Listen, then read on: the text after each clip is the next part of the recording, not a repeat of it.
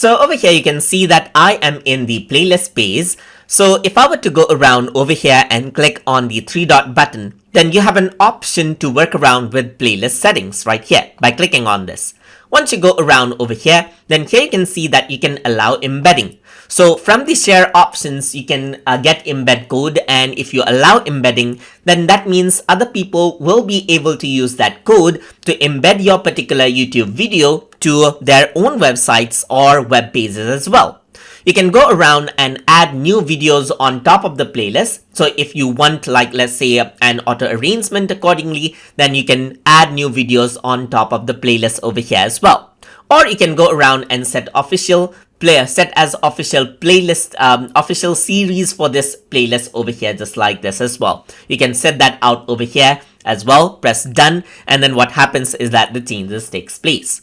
So if I were to go around onto the share option, then here you can see that you can share out your video in different ways as you like. If I were to go to embed, then you can see that it generates an embed code right here, and you can show player controls while you're embedding, and you can enable privacy enhancing mode over here just like this as well. You can copy the code and then paste it out in your own web page as well, and others will be able to do the same thing if you allow this right here. If you were to go around onto the playlist settings and enable, that is, allow embedding right there.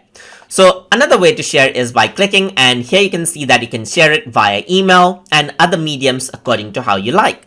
Let's say, for example, if I were to click on email, then what happens is that a new email will be created with the link to that particular file right here. So as I clicked on it, what happens is that you can see that this is my default mail client, Microsoft Outlook, and here you can see that there is my email right here, and you can see that the link for that particular video is here. Likewise, you can go around and utilize different options right here and share the video with others. And that is how you can work around with playlist sharing options and playlist settings. So I hope you guys learned something as always. And as always, please like, comment, share, and subscribe.